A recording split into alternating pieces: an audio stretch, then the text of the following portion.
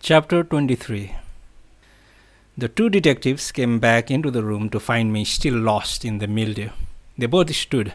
"You can go home now," Fisherman told me, expressionless. "Thanks for your cooperation." "No more questions, you're done," Bookish added his comments. "Circumstances have changed," Fisherman said. "We can't keep you here any longer. You're free to go. Thank you again." I got up from my chair and pulled on my jacket, which reeked of cigarette smoke. I didn't have a clue what had happened, but I was happy to get the hell out of there. Bookish accompanied me to the entrance. "Listen, we knew you were clean last night," he said.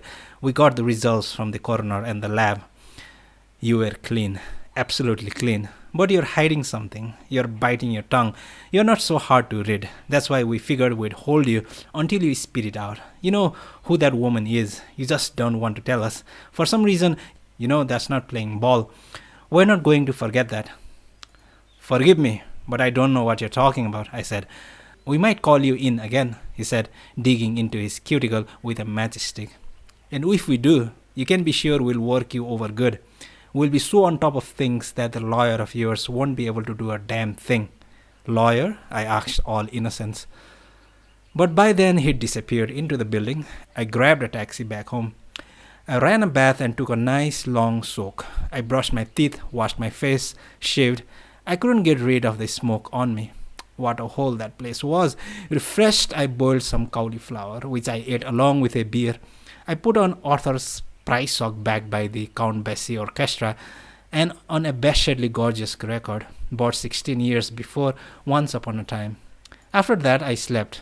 Just enough sleep to say that I'd been somewhere and back, maybe 30 minutes. When I woke up, it was 1 in the afternoon, still time in the day. I packed my gear, threw it into the Subaru, and drove to the Sendagaya pool. After an hour's swim, I was almost feeling human again, and I was hungry. I called Yuki. When I reported that I had been released, she gave me a cool, "That's nice." As for food, she'd eaten only 2 cream puffs all day, sticking to her junk-ridden regimen. If I came over now, though, she'd be ready and waiting, and probably pleased. I tooled the Subaru through the outer gardens of Meiji Shrine, down the tree-lined avenue before the art museum, and turned at Aoyama Ichom for Nogi Shrine. Every day was getting more and more like spring. During the 2 days I'd spent inside the Akasaka police station, the breeze had become more placid, the leaves greener, the sunlight fuller and softer. Even the noises of the city sounded as pleasant as art farmer's flugelhorn. All was right with the world, and I was hungry. The pressure lodged behind my temples had magically vanished. Yuki was wearing a David Bowie sweatshirt under a brown leather jacket. Her canvas shoulder bag was a patchwork of stray cats and Steely Dan and culture club buttons. Strange combination, but who was I to say? "Have fun with the cops?" asked Yuki. "Just awful," I said. "Ranks up there with Boy George's singing." "Oh," she remarked, unimpressed with my cleverness. "Remind me to buy you an Elvis button for your collection," I said, pointing at her bag. "What a nerd," she said, "such a rich vocabulary." We went to a restaurant where we each had a roast beef sandwich on a whole wheat and a salad. I made her drink a glass of wholesome milk too. I skipped the milk for myself, got coffee instead. The meat was tender and alive with horseradish, very satisfying.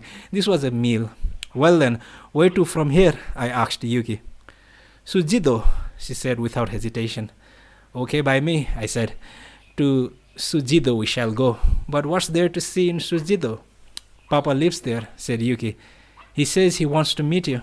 "Me?" "Yeah, you. Don't worry, he's not such a bad guy." I sipped my second cup of coffee. I never said he was a bad guy. Anyway, why would he want to meet me? You told him about me? "Sure, I phoned him and told him how you'd helped me get back from Hokkaido and how you got picked up by the cops and might never come out. So Papa had one of his lawyer friends make inquiries about you. He's got all kinds of connections. He's real practical that way." "I see," I said. "So that's what it was." "He can be handy sometimes, I'll say. Papa said that the police had no right to hold you there like that. If you didn't want to stay there, you were free to go. Legally, that is." "I knew that myself," I said. "Why didn't you just go home then? Just up and say, 'I'm going sayonara'?" That's a difficult question, I said after some moments' thought. Maybe I was punishing myself. Not normal, she said, propping up her chin.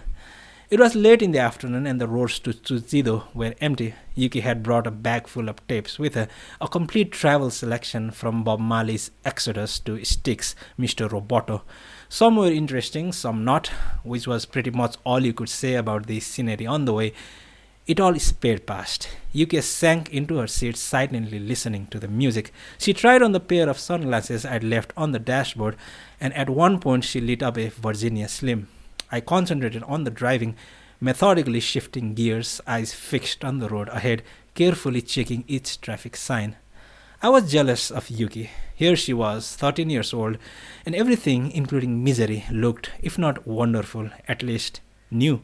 Music and places and people so different from me. True, I had been in her place before, but the world was a much simpler place then. You got what you worked for. Words meant something. Things had beauty, but I wasn't happy. I was an impossible kid at an impossible age. I wanted to be alone. Felt good being alone, but never had the chance. I was locked in these two frames, home and school. I had this crush on a girl, which I didn't know what to do about. I didn't know what love meant. I was awkward and introverted. I wanted to rebel against my teachers and parents, but I didn't know how. Whatever I did, I bungled. I was the exact opposite of Gotenda. Even so, there were times that I saw freshness and beauty. I could smell the air, and I really loved rock and roll. Tears were warm, and girls were beautiful like dreams. I liked movie theaters, the darkness and the intimacy, and I liked the deep, sad summer nights. Hey, I said to Yuki, could you tell about the man in the sheepskin? Where did you meet him? And how did you know I'd met him too? She looked at me, placing the sunglasses back on the dashboard, then shrugged. Okay, but first, will you answer something for me? I guess so, I agreed. Yuki hummed along with a hangover-heavy Phil Collins song for a moment, then picked up the sunglasses again and played with them. Do you remember what you said after we got back from Hokkaido? That I was the prettiest girl you ever dated? Uh-huh. Did you mean that? Or were you just trying to make me like you? Tell me honestly. Honestly, it's the truth, I said. How many girls have you dated up to now? I haven't counted. 200? Oh, come on, I laughed. I'm not that kind of guy. I may play the field, but my field's not that big. I'd say 15 max. That few? I nodded. This gave her something to puzzle over. 15, huh? Around there, I said. 20 on the outside. 20, huh? Sighed a disappointed Yuki. But out of all of them, I'm the prettiest? Yes, you are the prettiest, I said. You never liked the beautiful type? She asked, lighting up her second Virginia Slim. I spotted a policeman at the intersection ahead, grabbed the cigarette out of her hand and flung it out of the window. I dated some pretty girls, I went on, but none of them as pretty as you. I mean that. You probably will take this wrong, but you're pretty in a different way. Nothing like most girls. But please no smoking in the car, okay? You'll stink it up, and I don't want cops poking their nose in.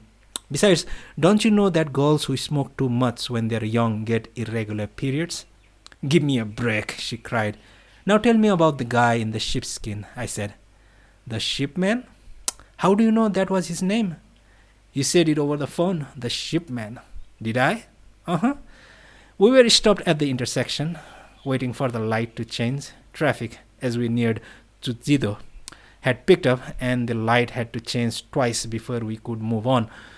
So about the shipman, where did you see him? Yuki shrugged. I never saw him, he just came into my head when I saw you, she said, winding a strand of her fine straight hair around her finger. I just had this feeling about a guy dressed in a sheepskin, like a hunch. Whenever I ran into you at the hotel, I had this feeling, so I brought it up. That was it. I tried to make sense of that. I had to think, I had to rack my brains. What do you mean by like a hunch? I pressed her. You mean you didn't really see him? Or you only caught a glimpse of him? I don't know how to put it, she said. It wasn't like I saw him with my own eyes. It was more this feeling that someone had seen him, even though he was invisible. I couldn't see anything, but inside, the feeling I had a kind of shape. Not a definite shape, something like a shape. If I had to show it to someone, they probably wouldn't know what it was. It could only make sense to me. I'm not explaining this very well. Am I coming through at all? Vaguely. Yuki raised her eyebrows and nibbled at the frame of my sunglasses. Let me go over this again, I tried. You sense something in me, something of feeling or ideation. Ideation? A very strong thought. It was, and it was attached to me, and you visualized it like you do in a dream. You mean something like that? Yes, something kind of like that. A strong thought, but not only that, there was something behind it, something powerful, like energy that was creating the thinking. I could just feel that it was out there. They were like vibes and that I could see, but not like a dream, like an empty dream. That's it, an empty dream. Nobody's there, so you don't see anybody. You know, like when you turn on the contrast on the TV real low and the brightness way up, you can't see a thing, but there's an image in the picture, and if you squint real hard, you can feel what the image is. You know what I mean? Uh-huh. Anyway, I could sort of see this man in a sheepskin. He didn't seem evil or anything like that. Maybe he wasn't even a man. But the thing is, he wasn't bad. I don't know how to put it. You can't see it, but it's like a heat robbing. You know, it's something like a form without a shape. She clicked her tongue. Sorry, an awful explanation. You're explaining just fine. Really? Really, I said. We continued our drive along the sea. Beside a pine grove, I pulled the car over and suggested we go for a short walk. The afternoon was pleasant, hardly any wind, the surf gentle, just a rippling sheet of tiny waves drawing in towards shore. Perfect peaceful periodicity. The surfers had all given up and were sitting around on the beach in their wet suits, smoking. The wide smoke trail from the burning trash rose nearly straight up into the blue, and off to the left drifted the island of Inoshima, faint and mirage-like. A large black dog trotted across the breakers from right to left. In the distance, fishing boats dotted the deeper waters, while noiseless white clouds of seagulls soared above them. Spring had come even to the sea. Yuki and I strolled the path across the shore, passing joggers and high school girls and bicycles going the other way. We ambled in the direction of Fujisawa, then we sat down on the sand and looked out to the sea. Do you often have experiences like that? I asked. Sometimes, said Yuki. Rarely, actually. I get these feelings from very few people, and I try to avoid them if I can. If I get a feeling, I try not to think about it. I try to close it off. That way, I don't have to feel it so deep. It's like if you close your eyes, you don't have to see what's in front of you. You know something's there, like with a scary part in the movies, but you don't have to see it if you just shut off your eyes and keep them shut until the scary part is over. But why should you close yourself up? Because it's horrible to see it, she said. When I was small, I didn't close up. At school, if I felt something, I just came right out and told everybody about it. But then it made everyone sick. If someone was going to get hurt, I'd say, so and so is going to get hurt, and sure enough, she would. That happened over and over again until everyone started treating me like a weird spook. That's what they called me, spook. That was the kind of reputation I had. It was terrible. So ever since then, I decided not to say anything. And now if I feel like I'm going to feel anything, I just close myself up. But with me, you didn't close up. She shrugged. It was an accident. There wasn't any warning. Really, suddenly the image just popped up. The very first time I saw you, I was listening to music. Duran Duran or David Bowie or somebody. And I wasn't on guard. I was relaxed. That's why I like music. Then you're kind of clairvoyant? I asked. Like when you say you knew beforehand that a classmate was going to get hurt? Maybe, but kind of different. When something's going to happen, then there's this atmosphere that gives me the feeling that it's going to happen. I know it sounds funny. For instance, with someone who's going to get injured on the high bar, there's this carelessness or this overconfidence that's in the air, almost like waves. People who are sensitive can pick up these waves. They are like pockets in the air, maybe even solid pockets in the air. You can tell that there's danger. That's when those empty dreams pop up. And when they do, well, that's what they are. They aren't like premonitions, they are more unfocused. But they appear and I can see them, but I'm not talking about them anymore. I don't want people calling me a spook. I just keep my mouth shut. I might see that person over there is maybe going to get burned, and maybe he does get burned. But he can't blame me. Isn't that horrible? I hate myself for it. That's why I close up. If I close myself, I don't hate myself. She scooped up sand and sifted it through her fingers. Is there really a shipman? She asked. Yes, there really is, I said. There's a place in the hotel where he lives. A whole other hotel in that hotel. You can't see it most of the time, but it's there. That's where the shipman lives. And all sorts of things connect to me through there. The shipman is kind of like my caretaker, kind of like a switchboard operator. If he weren't around, I wouldn't be able to connect anymore. Huh? Connect? Yeah, when I'm in search of something, when I want to connect, he's the one who does it. I don't get it. I scooped up some sand and let it run through my fingers too. I still don't really understand it myself, but that's how the shipman explained it to me. You mean the shipman's been there from way back? For ages, since I was a kid, but I didn't realize he had the form of the shipman until not so long ago. Why is he around? I don't know. Maybe I needed him. Maybe because as you get older, things fall apart, so some things need to help hold things together, put the brakes a little on entropy. But how do I know? The more I think about it, the stranger it seems, stupid even. You ever tell anybody else about it? No. If I did, who would believe me? Who would understand what the hell I was talking about? And anyway, I can't explain it very well. You're the first person I've told. I've never talked to anybody about this thing I have either. Mama and Papa know about it a little, but we never discussed it or anything. After what happened in school, I just clammed up about it. Well, I guess I'm glad we had this talk, I said. Welcome to the Spook Club, said Yuki. I haven't gone to school since last summer vacation, Yuki told me as we strolled back to the car.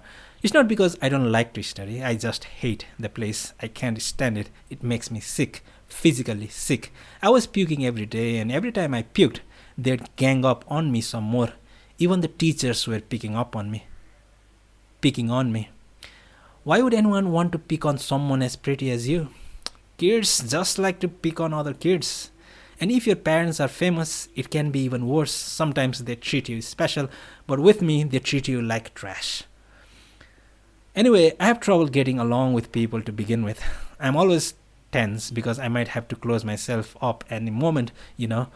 So I developed this nervous twitch, which makes me look like a duck. And they tease me about that. Kids can be really mean. You wouldn't believe how mean. It's alright, I said, grabbing for Yuki's hand and holding it. Forget about them. If you don't feel like going to school, don't. Don't force yourself. School can be a real nightmare. I know. You have these brown-nosing idiots for classmates and these teachers who act like they own the world. 80% of them are deadbeats or sadists or both. Plus all those ridiculous rules. The whole system's designed to crush you. So the goody-goodies with no imagination, good grades, I bet that hasn't changed a bit. Was it like that for you too? Of course, I could talk a blue streak about how idiotic school is. But junior high school is compulsory. That's for other people to worry about, not you. It's not compulsory to go to some place where you're miserable. Not at all. You have rights too. And then what to do after that? Is it always going to be like this? Things sure seemed that way when I was 13, I said. But that's not how it happens. Things can work out. And if they don't, well, you can deal with that when the time comes. Get a little older, you'll fall in love, you'll buy braziers. The whole way you look at the world will change. Boy, are you a dolt. She turned to me and shook her head in disbelief. For your information, 13-year-olds already wear bras. You are half a century behind, I swear. I'm only 34, I reminded her. 50 years, said Yuki. Time flies when you're a dolt. And at that, she walked to the car ahead of me.